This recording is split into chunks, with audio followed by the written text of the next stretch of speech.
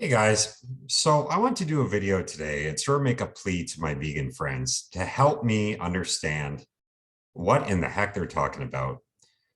Not only to vegans, but specifically to plant chompers, aka Chris McCaskill, but sort of, to vegans as a whole.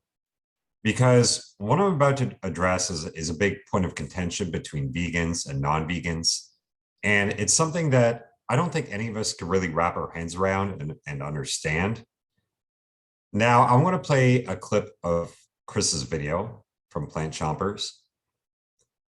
This was a rebuttal video he did to Bart K.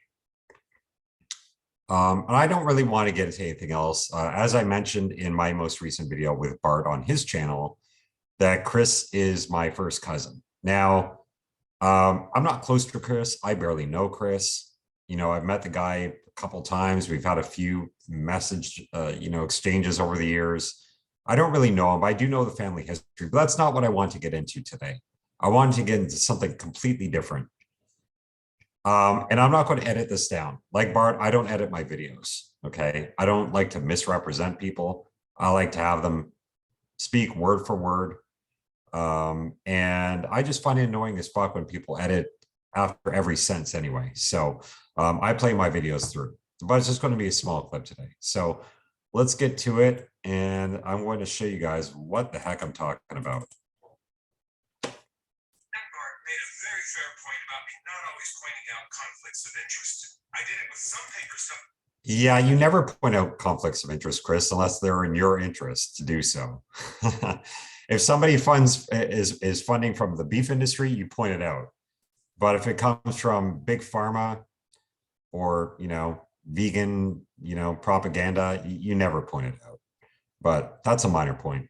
Dr. Noakes was referencing, but inexplicably I didn't when referencing a paper that refuted his claim about LDL cholesterol not being caused. Yeah, not so inexplicable because all these authors are actually work for pharmaceutical companies or pharmaceutical associations. I've looked into many of these authors. If you guys want to look at the conflicts of interest, is the longest conflicts of interest cited I have ever seen in my life. And by the way, this is an opinion piece which has been widely refuted by ethical scientists that don't have any conflicts of interest. So I'm going to post those down in the description below for you guys to take a look at, because this was absolute corporate nonsense. Again, it's beside the point, but I just wanted to point that out. I wrestled with that before releasing that episode. First it was in and then it was out.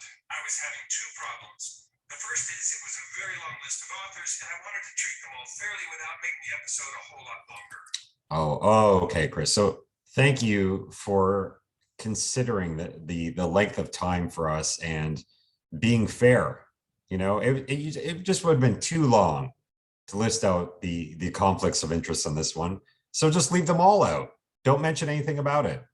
That's fair. That's great. Very commendable, Chris. That's great. For example, the statin research Dr. Krauss referred to was funded by the NIH, and I didn't want to paint him unfairly with too broad a brush. The second is I feel differently about food company funding than I do about pharma funding. 99% of the time, food companies are not funding research to improve the health of a product. It's to sell more of it regardless of its health. Marion Nestle has some great books about that. Pharma companies can do that too, buyer beware, but oftentimes they're funding really good scientists as they... Oh, really? Okay. That's interesting, Chris. So Chris says that the food industry is not to be trusted because food companies sell products at the expense of our health. But the pharmaceutical industry does not. The pharmaceutical industry, we could trust them because their funding goes towards good scientists and good products. Now, let's put the whole like opioid epidemic and benzodiazepines and other psychotropic drugs and antibiotics that they hand out like Tic Tacs. Let's put all that aside. That's for another day. Did Marion Nestle also give you the memo by any chance that Bayer bought Monsanto? That's the whole point of contention here. Are you a fucking idiot? How do you distinguish between plant agriculture and the pharmaceutical industry? In one sense, you say that the pharmaceutical industry can be trusted, but food companies cannot, and the food industry cannot be trusted. And yet the pharmaceutical industry owns plant agriculture. Do you even know what Monsanto does? They license out and own most of the vegetable seeds out there. They produce a lot of the chemicals that they spray into our soil. Have you guys heard of Syngenta, which was founded by Novartis and AstraZeneca, recently bought by ChemChina? Have you guys looked into the ties between Dow Chemical and the pharmaceutical industry? So how do you distinguish between the two? I don't understand it. I don't understand it. Even the organic produce out there, they use organic pesticides. A lot of them created by Monsanto, actually, believe it or not. And products that they create like glyphosate, that shit spreads everywhere. It flies everywhere, even on organic produce. Another point to that is, who produces all the corn and soy fed to the beef industry, the conventional beef industry? Monsanto. So I'm not defending the beef industry. They're evil as fuck as well. Regenerative animal agriculture is a completely different beast. And that's what we should be relying on for food sources, to regenerate our soil. But I don't see how any person with any ounce of logic could say that the pharmaceutical industry are the good guys when they own a vast majority of plant agriculture. And they are a way, way, way bigger lobby group than the beef and dairy industry. You guys always drum on about the beef and dairy industry. Let's take a look at that, actually. That should be interesting. So let's see here. Leading lobbying industries in the United States in 2021. Pharmaceutical and health products, big surprise, 357.85 million. The next biggest was about half of that. A lot of the lobbying that they do goes into agriculture. Actually, if you look into it, if you look at the articles on it, and of course, a lot of it goes into vaccines and that kind of crap too. But do you guys want to know what the meat industry has spent so far in 2022? Let's take a look at that. Ooh, okay. So lobbying, total for meat processing and products in 2022, 3.4 million compared to 357 million. Again, I don't know if you guys got the memo, but Bayer owns Monsanto. Okay. Syngenta is the biggest agrochemical company in the world. For people that care about the environment, why aren't you guys going after these companies? Why are you going after the beef industry? They're a blip on the radar compared to this shit. They fuel the beef industry. They own the beef industry pretty much. All the food that goes towards that conventional beef comes from plant agriculture. That you guys are saying, that Chris is saying, are the good guys. The pharmaceutical industry are the good guys. Right, Chris?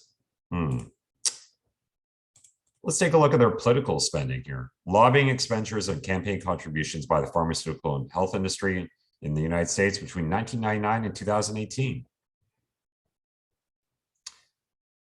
From that period, the pharmaceutical and health product industry recorded 4.7 billion, an average of 233 million per year in lobbying expenditures at the federal level, more than any other industry.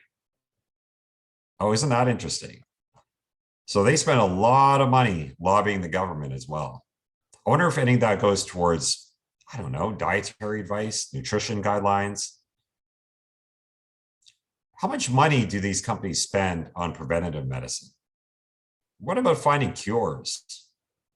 Because I'm pretty sure that the amount of money that they spend, according to Chris, are the good guys in terms of educating the public on, I don't know, lifestyle factors, exercise, proper nutrition, getting out, getting in the sun, stress management.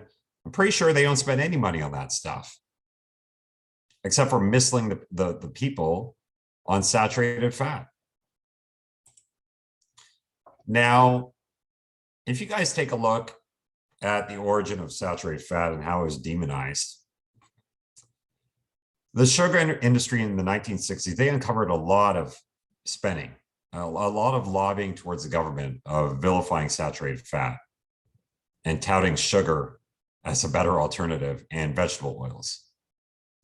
Crisco being one of them. That was before the 1960s.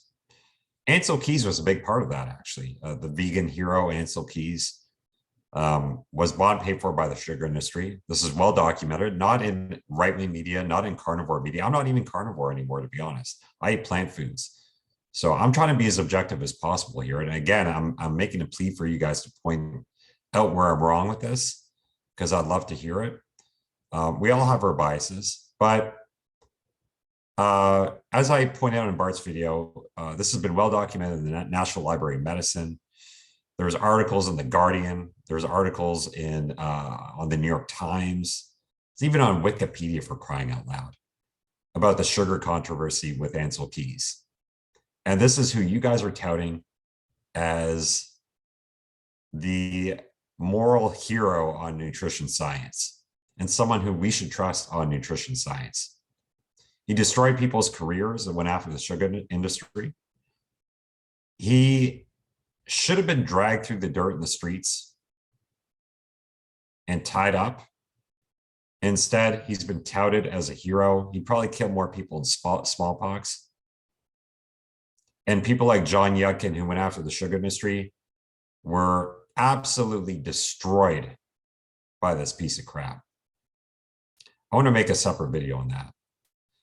But so if you guys can explain to me how you distinguish between plant agriculture for the most part and these companies like Monsanto and Syngenta.